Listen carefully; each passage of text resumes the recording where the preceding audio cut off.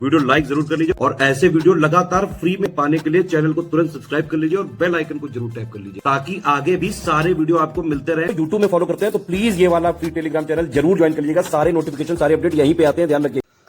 नमस्कार दोस्तों, स्वागत है आपका सी सेट प्रिपरेशन के इस यूट्यूब चैनल पर। आज के इस क्लास में हम लोग आरओ री एग्जाम के लिए रीजनिंग के प्रैक्टिस सेट नंबर 4 का डिस्कशन करेंगे।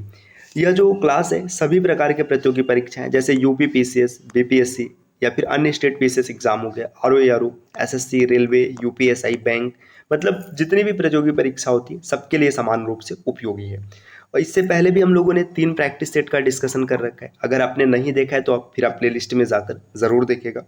इस सीरीज़ की क्वालिटी ये कि ये बाईलैंग्वेज है, मतलब दोनों भाषा में आपको देखने के लिए मिलेगी और एक से बढ़कर एक बेहतरीन प्रश्नों को रखा गया है। तो चलिए शुरू करते हैं आज के इस महत्वपूर्ण सेशन को। इससे पहले एक जरूरी सूचना यह है कि अगर आप टीम के पेड कोर्सेज को ज्वाइन करना चाहते हैं पीसीएस या फिर आरओ की कंप्लीट प्रिपरेशन के लिए, तो आप इनमें से किसी भी नंबर पर कॉल या फिर व्हाट्सएप कर जानकारी प्राप्त कर सकते हैं। ये ज्ञान सर का व्हाट्सएप नंबर है, आप यहाँ से व्हाट्सएप के माध्यम से भी जानकारी ले सकते हैं। अब बढ़ते हैं आगे प्रश्नों की ओर। देखिए यहाँ पर पहला प्रश्न दिया गया कि निम्नलिखित संख्या श्रृंखला में कौन सा विकल्प प्रश्नवाचक चिन्ह को प्रतिस्थापित करेगा। देखिए यहाँ पर प्रश्नवाचक चिन्ह दिया गया और कुछ नंबर्स दिए गए, आपको बताना है कि यहाँ पर क्या आएगा। नंबर्स कुछ इस प्रकार है 18, 18 के बाद है 60, फिर 186, 564, 1698 और यहाँ पर प्रश्नवाचक चिन्ह। देखिए पैटर्न क्या चल रहा है। 18 से 60 कैसे बना होगा, 18 गुणे 3 किया गया 54 आ गया, प्लस 6 जोड़ दिया गया तो 60 बन गया। 60 से 186 का पैटर्न क्या, देखिए 60 गुणे 3 180 हो जाएगा, प्लस 6 कर दिया गया तो 186 आ गया।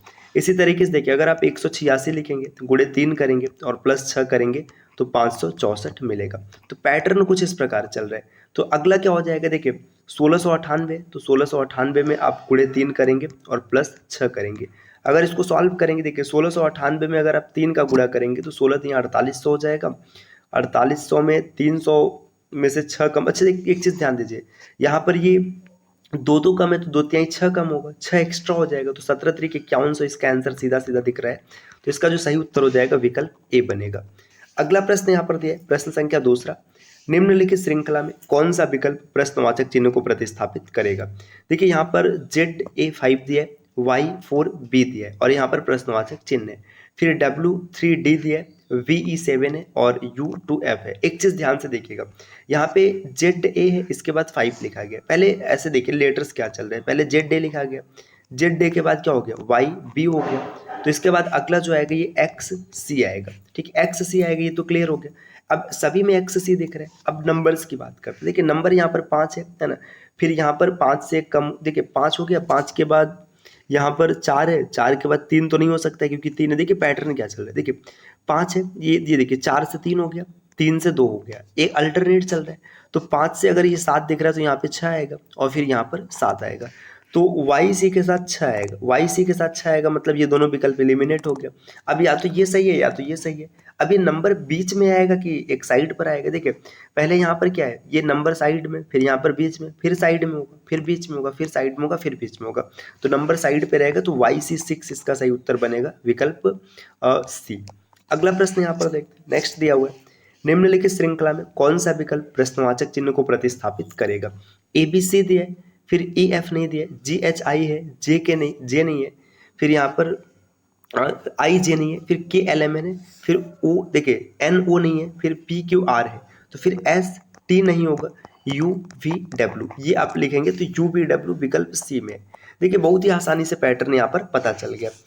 प्रश्न संख्या 4 दिए, चाइना को किसी कूट भाषा में 38,951 के रूप में लिखा गया है, तो फिर उसी कूट भाषा में हांगकांग को कैसे लिखा जाएगा। देखिए चाइना को कैसे लिखा है, C की प्लेस वैल्यू होती है 3, H की प्लेस वैल्यू होती है 8, I की प्लेस वैल्यू होती है 9, N की प्लेस वैल्यू होती है 14 और A की प्लेस वैल्यू होती है 1। देखिए 3, 8, 9 और 1 तक तो समझ में आता है। देखिए ये 5 कैसे हो गया, 4 और 1 को जोड़ा गया, तो जो सिंगल डिजिट है उसे सिंगल लिखा गया और जो डबल डिजिट है उसमें डिजिट्स को जोड़कर लिखा गया। तो H की प्लेस वैल्यू 8 हो जाएगी, O की प्लेस वैल्यू 15 हो जाएगी, N की प्लेस वैल्यू 14 है और G की प्लेस वैल्यू 7 है, K के लिए 11 लिखेंगे, फिर से O के लिए 15, N के लिए 14 और G के लिए 7। अब देखिए क्या होगा, 8, 5 और 1 6, 4 और 1 5 और फिर इसके बाद 7, 1 और 1 2, 5 और 1 6, 4 1 5 और 7। तो देखिए 86 57 26 57, देखिए 86 ये 52 है तो नहीं होगा, 86 57 62 है तो नहीं होगा, 86 57 76 है तो नहीं होगा, 86 57 26 57 विकल्प डी उत्तर बनेगा। प्रश्न संख्या 5 यहाँ पर दिया है कि पैम्परिंग लिखा गया। पैम्परिंग का मिरर इमेज क्या होगा आपको ये बताना है। बहुत ही आसान सा प्रश्न है। जब भी मिरर इमेज का प्रश्न आएगा तो आप सीधा आंसर को देखो। देखो ऑप्शन में यहाँ पर जो भी सीधा लिखा गया होगा या फिर वाटर इमेज होगा वो एलिमिनेट हो जाएगा। देखिए जी सही है। एन में देखो ये एन सीधा लिखा गया, तो एन सीधा लिखा गया तो ये ऑप्शन नहीं हो सकता। फिर आई आर ठीक है, ई भी ठीक है, देखिए पी भी ठीक है। यहाँ पे देखिए एम लिखा गया ना, एम में अगर आप देखेंगे तो ये डब्ल्यू कर दिया गया, ये इसका वाटर इमेज हो गया तो ये नहीं होगा। यहाँ पर ए को देखिए ये उल्टा कर दिया गया तो विकल्प सी इसका उत्तर हो जाएगा। आगे चेक करने की आवश्यकता ही नहीं है। प्रश्न संख्या 6 यहाँ पर दिया है कि इस समीकरण में किन दो चिन्हों और दो संख्याओं को आपस में बदला जाना चाहिए ताकि समीकरण सही हो जाए। इस प्रकार के प्रश्न सॉल्व करना बहुत ही आसान है, बस थोड़ा सा टाइम लगेगा। टाइम का मतलब ये कि जैसे आप एक एक को चेक करेंगे, देखिए क्रॉस और डिवीजन, जैसे यहाँ पर क्रॉस कर लेंगे, यहाँ पर डिवीजन कर लेंगे। इसके बाद यहाँ पर 12 और 6 को चेंज करना है तो यहाँ पर 12 करेंगे और यहाँ पर 6 करेंगे। अब इस इक्वेशन को चेक करेंगे कि ये सही बन रहा है कि नहीं। अगर सही बन रहा है तो ठीक है, नहीं बन रहा है तो दूसरे को चेक करेंगे। तो इसका उत्तर क्या होगा आप कमेंट करके बताइएगा, ए बी सी कौन सा सही होगा। प्रश्न संख्या 7 दिया गया, विकल्पों में से अक्षरों का कौन सा समूह निम्नलिखित श्रृंखला के प्रश्न चिन्ह के स्थान पर प्रतिस्थापित होगा। आपको बताना है कि प्रश्न चिन्ह के स्थान पर क्या आएगा। देखिए क्या पैटर्न चल रहा है, बी की प्लेस वैल्यू 2, डी की प्लेस वैल्यू 4, एफ की प्लेस वैल्यू 6, एच की प्लेस वैल्यू 8, जे की प्लेस वैल्यू 10 और एल की प्लेस वैल्यू 12। देखिए 2 4 6 8 10 12, तो अगला आएगा 14 16 और 18। तो 14 16 18 अगर आप रखेंगे तो 14 16 18 पर क्या बनेगा, देखिए एन पी और यहाँ पर आर। अच्छा अब क्रॉस चेक करना चाहिए कि सही है कि नहीं। अगर 18 के बाद नेक्स्ट देखेंगे तो 20 आएगा, लेकिन यहाँ पर तो 20 नहीं है, मतलब माजरा गड़बड़ हो रहा है। तो अब क्या चल सकता है, देखिए अब ये चल सकता है कि जैसे यहाँ पर 2 का गैप था ना, अब 3 का गैप कर लीजिए। 3 का गैप करेंगे तो 12 3 15 हो जाएगा, 15 और 2 17 हो जाएगा, 17 और 2 19 हो जाएगा। अगर इस हिसाब से देखेंगे तो 15 प्लेस वैल्यू किसकी होती है, ओ की होती है। ये क्यू हो जाएगा और ये एस हो जाएगा। ओ क्यू एस सही है कि नहीं, इसके लिए अगला देखिए 4 का गैप होना चाहिए, तो 23 हो जाएगा, 23 के बाद 25 हो जाएगा, 25 के बाद 27 मतलब 1 हो जाएगा, जो कि यहाँ पर दिख रहा है। इसका मतलब सही उत्तर होगा ओ क्यू एस विकल्प बी। तो इस प्रकार के प्रश्नों में आपको थोड़ा सतर्क रहने की भी आवश्यकता है, क्रॉस चेक जरूर कीजिएगा। प्रश्न संख्या 8 दिया है, इस आदमी की ओर इशारा करते हुए एक औरत कहती कि वह आदमी मेरे पति के पिता की पत्नी का इकलौता पुत्र है। आदमी का औरत से संबंध बताइए। देखिए ऐसे प्रश्नों को अगर आप डायरेक्ट सही तरीके से पढ़ेंगे तो आप पढ़ते ही आंसर कर लेंगे, नहीं तो फैमिली ट्री भी बनाना पड़ेगा। देखिए आदमी को इशारा करके औरत क्या बोल रही, मेरे पति के पिता, मतलब पति के पिता कौन होगा, आदमी का ससुर हो जाएगा। कि पत्नी, पत्नी मतलब आदमी की सास हो जाएगी। का इकलौता पुत्र, तो सास का जो पुत्र होता है वो हमेशा पति होगा, विकल्प ए इसका सही उत्तर बनेगा। बाकी आप इसका फैमिली ट्री भी बना सकते हैं। देखिए औरत बोल रही है आदमी को दिखाते हुए, क्या बोल रही है कि मेरी, मतलब अब इसका जो पिता हो जाएगा इसकी पत्नी हो जाएगी, का इकलौता पुत्र है, तो देखिए ये दोनों आपस में पति पत्नी, तो ये पति हो जाएगा। अगला प्रश्न यहाँ पर दिया गया, प्रश्न संख्या 9। ये फिर से अगला प्रश्न ऐसा हम लोगों ने पीछे किया है कि किन दो चिन्हों और संख्याओं को बदला जाना चाहिए ताकि ये सही हो जाए। जैसे देखिए यहाँ पर अगर हम लोग इसकी शुरुआत करना चाहते हैं तो अभी विकल्प डी से करते हैं। ये जरूरी नहीं आप कहीं से भी कर सकते, लेकिन ज़्यादातर ऐसे प्रश्नों में ना अंतिम ऑप्शन ही सही होते हैं। तो आप डी से शुरुआत कीजिए। जैसे भाग और माइनस इन दोनों को बदलना है, तो यहाँ पर ये माइनस को बदलना है, माइनस इसमें दिया ही नहीं है ना। तो दोस्तों यहाँ पर कुछ ना कुछ एरर दिख रहा है, क्योंकि ये देखिए भाग को बदलना है और माइनस को बदलना है, तो माइनस इसमें कहीं नहीं है, कैसे बदला जाए। और 33 और 6 तो हो जाएगा। तो यहाँ पर आप एक बार इसको क्रॉस चेक कर लेना सभी को बदल करके। यहाँ पर ये माइनस दिया तो इस वजह से मैं इसको छोड़ रहा हूँ। अगला प्रश्न यहाँ पर देखिएगा 10 नंबर का है।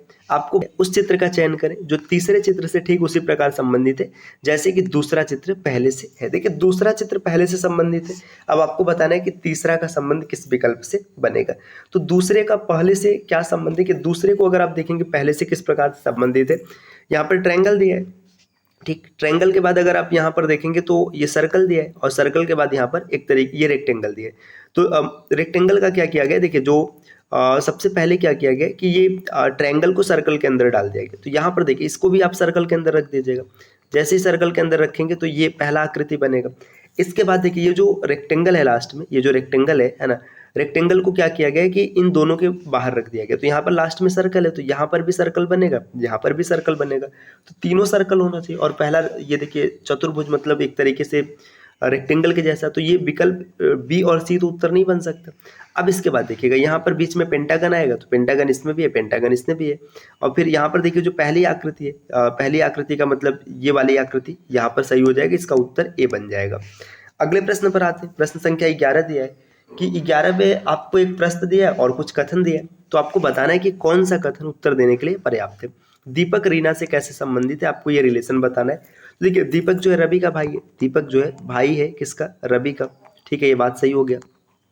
रीना अतुल की बहन है, जो रीना है, रीना ये क्या बहन है किसकी, अतुल की। और रीना जो है रवि जो है रीना का बेटा है, रवि जो है रीना का बेटा है। तो रवि रीना का बेटा है, रीना अतुल की बहन है, तीनों को जब एक साथ मिलाएंगे तभी आप उत्तर दे पाएंगे, विकल्प ए इसका उत्तर बनेगा। अगला प्रश्न हम लोग देखते हैं, समरूप गुणों के आधार पर इन्हें वर्गीकृत करना है। तो देखिए समरूप गुणों के आधार पर अगर आप वर्गीकृत करेंगे तो देखिए यहाँ पर कंप्लीट सर्कल है, यहाँ पर भी कंप्लीट सर्कल है और यहाँ पर भी कंप्लीट सर्कल है। 3, 6 और 7 एक साथ होने चाहिए, तो 3, 6 और 7 विकल्प बी में यही इसका उत्तर बन जाएगा। अगले प्रश्न को देखते हैं। प्रश्न संख्या यहाँ पर देखिए 13 दिया गया, सम्राट का मुख उत्तर दिशा की ओर है, वह सबसे पहले अपनी सीध में 20 मीटर जाता है। देखिए सम्राट यहाँ से मान लीजिए ये उत्तर दिशा में, ये 20 मीटर यहाँ से गया, ठीक है। आगे क्या होते हैं 20 किमी जाते हैं, फिर दाएं मुड़ते हैं, तो दाएं मुड़ जाते हैं, फिर दाएं मुड़कर फिर 20 किमी चला, ये भी ठीक है।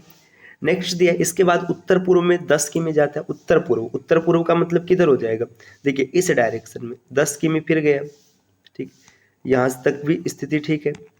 आगे क्या दिया है, इसके बाद दाएं मुड़ता है, अब यहाँ से फिर राइट टर्न लेगा, राइट टर्न लेने का मतलब क्या है, ये इस डायरेक्शन में आएगा और फिर 20 किमी चलता है। देखिए इस डायरेक्शन में आकर के 20 किमी चलता है, ठीक, यहाँ पर आ गया। नेक्स्ट दिया है अब फिर वह बाएं मुड़ता है, बाएं मुड़ने का मतलब क्या है कि लेफ्ट टर्न लेगा और यहाँ से 20 किमी जाता है। देखिए अब लेफ्ट टर्न लेने का मतलब है कि ये इस डायरेक्शन में जाएगा और यहाँ से कितना जाएगा 20 किमी। तो अभी वो किस दिशा में देख रहे हैं, तो सामान्य सी बात है, आप देखिए आप देखेंगे यहाँ पे किस डायरेक्शन में, इसका डायरेक्शन देख सकते हैं, ये है, आप नॉर्थ ईस्ट लिखेंगे, नॉर्थ ईस्ट का मतलब ये हो जाएगा उत्तर पूर्व, विकल्प सी।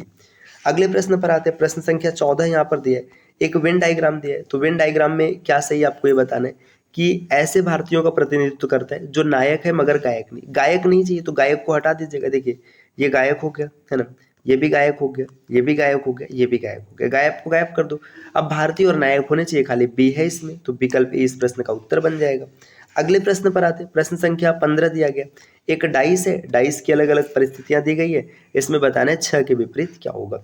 बहुत ही सामान्य सी स्थिति है। देखो जब कभी भी एक डाइस की 2 या 2 से अधिक परिस्थिति दिखाई गई हो तो आप हमेशा ऐसे फेस को सेलेक्ट करेंगे जिसमें मतलब 2 डाइस को सेलेक्ट करेंगे जिसमें 1 फेस कॉमन हो। जैसे देखिए पहले और दूसरे में देखो खाली 1 कॉमन है, आपने 1 को कॉमन किया, अब इसको क्लॉकवाइज या एंटी क्लॉकवाइज रोटेट कीजिएगा। जैसे क्लॉकवाइज रोटेट करेंगे तो 1 के बाद 2 आएगा, 2 के बाद 3 आएगा, 6 फिर 1 के बाद 4 आएगा, 4 के बाद 6 आएगा, 6 के विपरीत क्या होगा, 6 के विपरीत 3 होगा, विकल्प 20 का उत्तर हो जाएगा।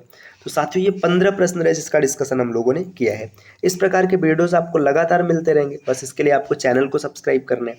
और आरओ या फिर यूपीपीसीएस के कंप्लीट प्रिपरेशन के लिए आप स्टडी फॉर सिविल सर्विसेज के पेड कोर्सेज को ज्वाइन कर सकते हैं, जिसके लिए स्क्रीन पर दिख रहे किसी भी नंबर पर आप कॉल या फिर व्हाट्सएप कर जानकारी ले सकते हैं। मिलते हैं आपसे नेक्स्ट वीडियो में, तब तक के लिए नमस्कार।